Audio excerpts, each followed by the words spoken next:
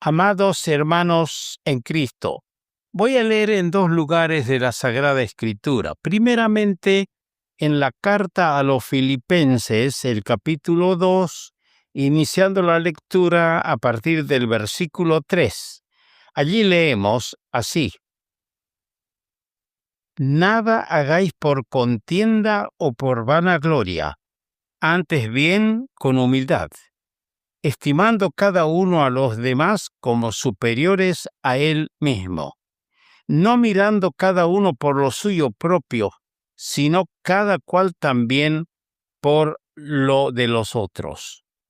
Haya pues en vosotros este sentir que hubo también en Cristo Jesús, el cual siendo en forma de Dios, no estimó el ser igual a Dios como cosa a que aferrarse, sino que se despojó a sí mismo, tomando forma de siervo, hecho semejante a los hombres, y estando en la condición de hombre, se humilló a sí mismo, haciéndose obediente hasta la muerte y muerte de cruz. Por lo cual Dios también le exaltó hasta lo sumo y le ha dado un nombre que es sobre todo nombre, para que en el nombre de Jesús se doble toda rodilla de los que están en los cielos y en la tierra y debajo de la tierra, y toda lengua confiese que Jesucristo es el Señor, para gloria de Dios Padre. Ahora vamos a pasar al Evangelio según Mateo, el capítulo 20. Mateo, el capítulo 20, y vamos a leer a partir del versículo 20. Dice así: Entonces se le acercó la madre de los hijos de Zebedeo con sus hijos, postrándose ante él y pidiéndole algo. Él le dijo: ¿Qué quieres? Ella le dijo: Ordena que en tu reino se sienten estos dos hijos míos, el uno a tu derecha y el otro a tu izquierda. Entonces Jesús respondiendo dijo: No sabéis lo que pedís. ¿Podéis beber del vaso que yo he de beber y ser bautizados con el bautismo con que yo soy bautizado? Y ellos le dijeron: Podemos. Él les dijo: A la verdad de mi vaso beberéis, y con el bautismo con que yo soy bautizado seréis bautizados. Pero el sentaros a mi derecha y a mi izquierda no es mío darlo, sino a aquellos para quienes está preparado por mi Padre. Cuando los 10 oyeron esto, se enojaron contra los 2 hermanos. Entonces Jesús, llamándolos, dijo: ¿Sabéis que los gobernantes de las naciones se enseñorean de ellas, y los que son grandes ejercen sobre ellas potestad? Mas entre vosotros no será así, sino que el que quiera hacerse grande entre vosotros será vuestro servidor, y el que quiera ser el primero entre vosotros será vuestro siervo. Como el Hijo del Hombre no vino para ser servido, sino para servir y para dar su vida en rescate por muchos. Que Dios nos bendiga a todos con su santa palabra. Vamos a hablar acerca del espíritu humilde.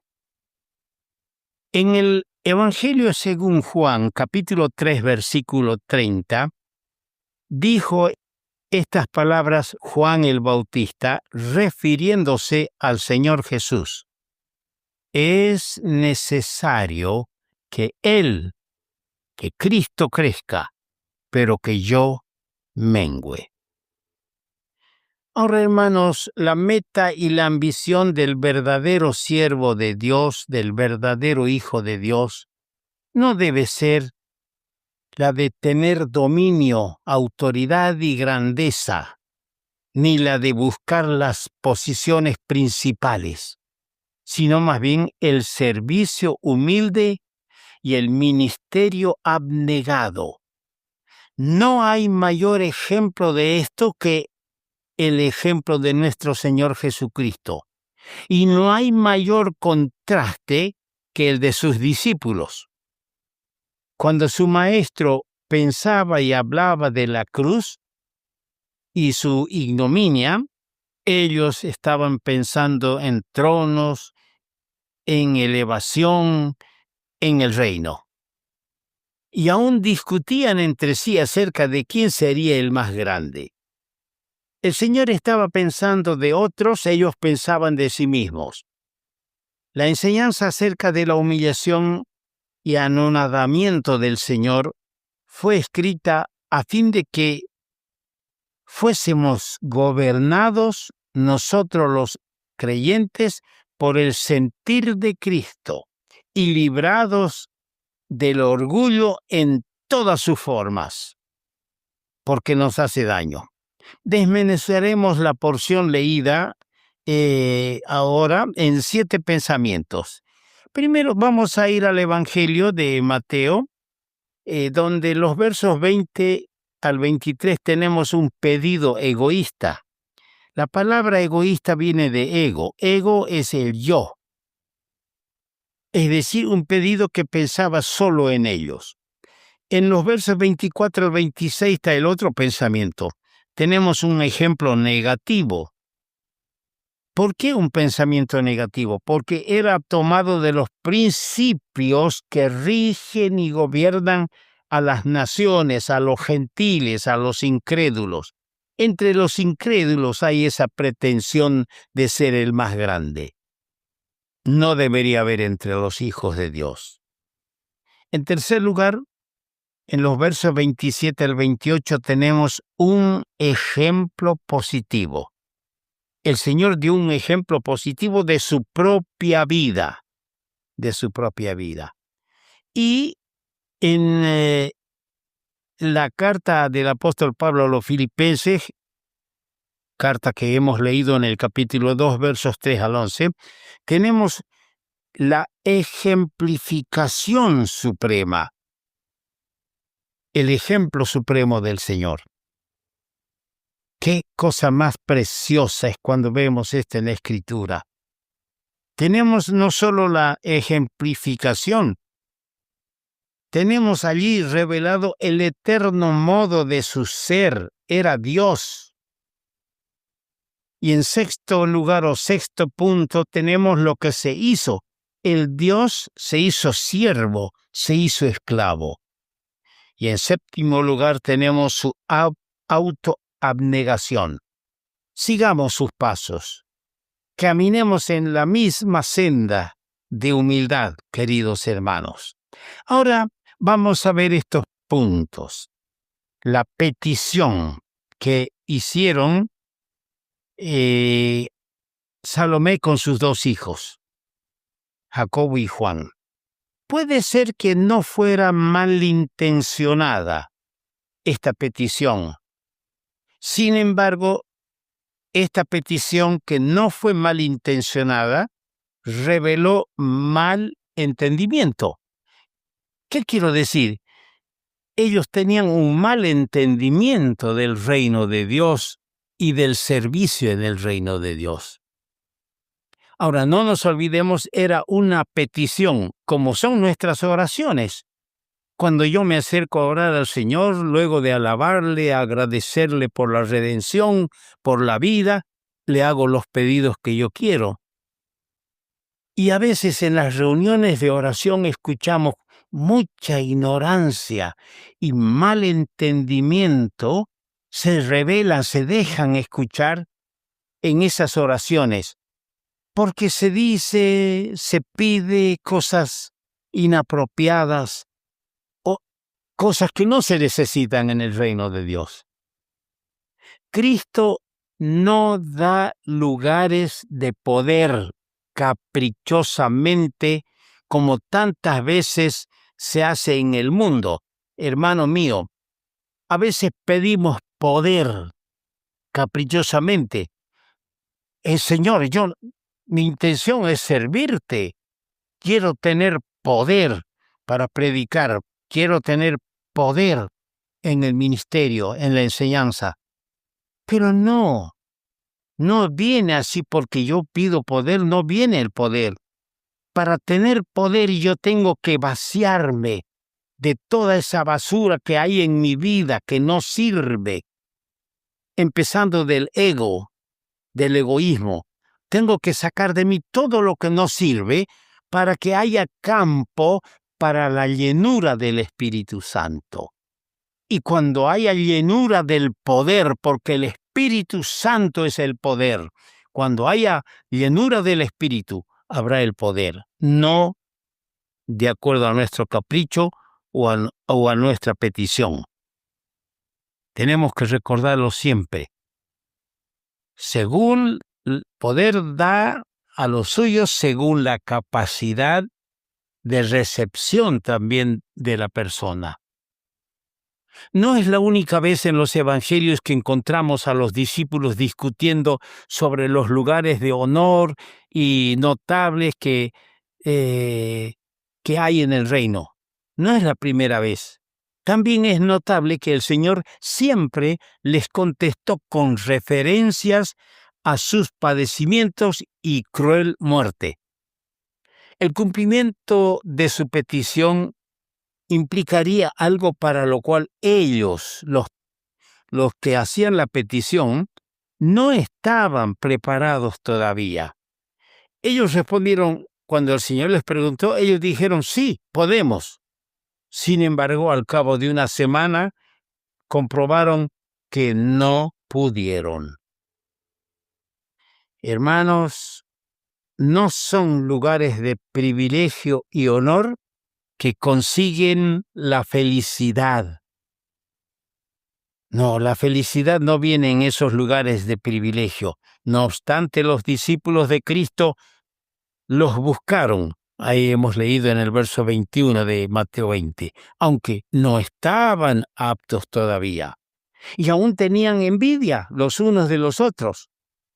¿Por qué? Ahora me hago una pregunta. ¿Por qué se enojaron los otros? ¿Por qué se enojaron? ¿Es porque querían todos el mismo lugar de poder? Pero me pregunto, ¿y yo? ¿Y nosotros? ¿No estamos igual que los otros enojándose? Ahí hay otro error. Aquel que se enamora de sí mismo, hermana, hermano, el creyente que se enamora de sí mismo no va a tener rivales. El autoamor, el que se ama a sí mismo y no a los demás, es el lisonjero más grande y peligroso. Más bien, hermanos, oremos, Señor, sálvame de mí mismo, líbrame de mí mismo, y haz que me enamore de ti hasta perderme en ti, Señor. Quiero enamorarme de ti. Tenemos la falsa grandeza primero. Los grandes hombres, según el mundo, esperan ser servidos, realzan su propia autoridad y señorío y esperan que otros se sometan a ellos. Muchas veces resulta que cuanto más dominio y autoridad uno tiene, escuche bien, y esto lo hemos visto a aquellos hermanos que porfiadamente han ido volteando al uno al otro, haciéndose senda y camino propio, han ido subiendo y encumbrándose ellos, dándose méritos y lugares en la iglesia, en la obra. En realidad ellos tienen menos y menos verdadero servicio para el Señor. Cosas así son más bien un impedimento para el siervo humilde de Dios. La verdadera grandeza, en tercer lugar, la verdadera grandeza. Hay honores en el reino que no se consiguen por pedirlos nomás. No es cuestión, yo le pido al Señor y ya tengo el honor, el lugar, la posición. La verdadera grandeza no consiste en señorío, en tener señorío y autoridad. La verdadera grandeza, hermano mío, está en el amante servicio que realizamos para el Señor con corazón. Pedro, quien habría sin duda alguna tomado parte en esta discusión. Más tarde, años más tarde, escribía en su primera carta, en 1 Pedro capítulo 5, verso 5, revestíos de humildad, porque Dios resiste a los soberbios y da gracia a los humildes. Había aprendido Pedro. El contraste entre los reinos del mundo y el de Cristo es que los que son del Señor en el reino de Dios, de Cristo, el siervo pregunta, ¿qué podemos hacer y dar? Y en el reino del mundo es, ¿qué vamos a recibir? ¿Cuánto nos van a pagar? Pensemos en nuestro servicio mezquino a veces. Insistimos tanto sobre nuestros derechos y sobre lo que otros deben darnos y olvidamos lo que nosotros debemos dar. Pero Cristo los curó por su maravilloso ejemplo, en el cual vemos la base de toda la verdadera grandeza y el verdadero uso de toda autoridad e influencia. Toda su vida, la vida de Cristo, fue dedicada a servir al hombre. El secreto de su vida, como lo hemos visto en los versículos 3 al 11 del capítulo 2 de Filipenses, donde tenemos la ejemplificación suprema, el secreto de su vida era servir, y el significado de su muerte era rescatar. Un rescate. Me rescató a mí, te rescató a ti. Jamás será una deshonra o rebajarse imitar a nuestro Señor. El supremo ejemplo que hemos visto en estos versículos de Filipenses, en los versos 1 al 4 tenemos una exhortación. En los versos 5 al 11 tenemos un ejemplo y en los versos 12 al 13 tenemos el poder para hacer lo necesario para tener nosotros entrar a aprender ese ejemplo del Señor. Nadie en la iglesia tiene el derecho de hacer algo por contienda o por vanagloria, ni esperar para sí mismo una posición elevada. A todos nosotros nos aguarda un juicio mayor, y estoy refiriéndome al tribunal de Cristo. Ese tribunal no errará. Hasta entonces, nos convendría, hermanos, andar con humildad. Aquí tenemos algunas características de tal andar. En el verso 2, debe ser desinteresado. En el verso 3, con humildad. Y en el verso 12, obediencia de corazón. Lo que hizo el Señor, en sexto lugar, se humilló a sí mismo. ¡Qué condescendencia! Nacer como un niño débil, tener por su cuna un pesebre, un establo, luego vivir desapercibido en un pueblo pequeño, ser más pobre que las aves del cielo, ser despreciado y rechazado por los hombres y luego morir crucificado entre dos ladrones. Había miles y millones en el cielo de criaturas celestiales, esperando una sola palabra de Cristo para arrasar con sus adversarios, con sus heridores y lastimadores. Pero Él no tomó venganza. Él tomó más bien la forma de un esclavo. Su vida de siervo empezó no cuando se vistió de sus vestidos terrenales, la ropita que le vistieron. No empezó ahí su vida de servicio, sino cuando lo hizo con su ropa celestial. Y se ciñó no con una toalla, se ciñó con la carne de nuestra humanidad, se humanó. Este fue el primer acto de servicio. ¿Cómo se humilló el Señor? Leemos muchas veces en la Biblia acerca de la gloria de Cristo antes de venir a este mundo. Así lo leemos en Juan 1:1, en Colosenses 1:17, en Hebreos 1:10. Y por último, se humilló, se anonadó. Pensemos por un momento de cómo pensaron de él en el cielo cuando lo vieron anonadarse. ¿Qué pensaron en el cielo? ¿Cómo? ¿Ahora es un siervo, un esclavo? ¿Cómo es esto? ¿Pero quién? ¿Quién es ahora un siervo, un esclavo? Aquel que era el creador de los cielos y de la tierra, aquel que tenía a los ángeles por siervos.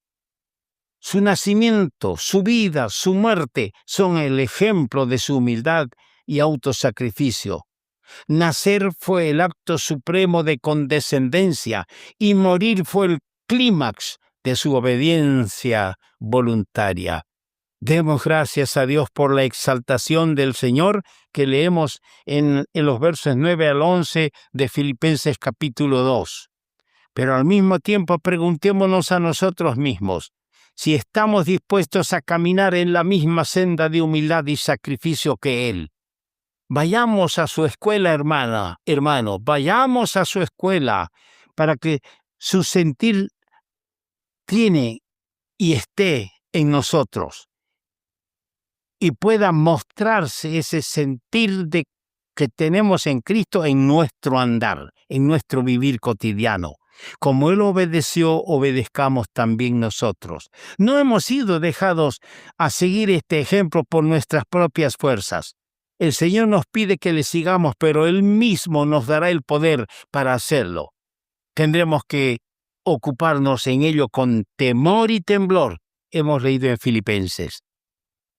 Pues es Dios quien obra dentro de nosotros, y Él nos hará en todo humildes como fue Cristo. Haya pues en vosotros este sentir que hubo también en Cristo Jesús. Amén.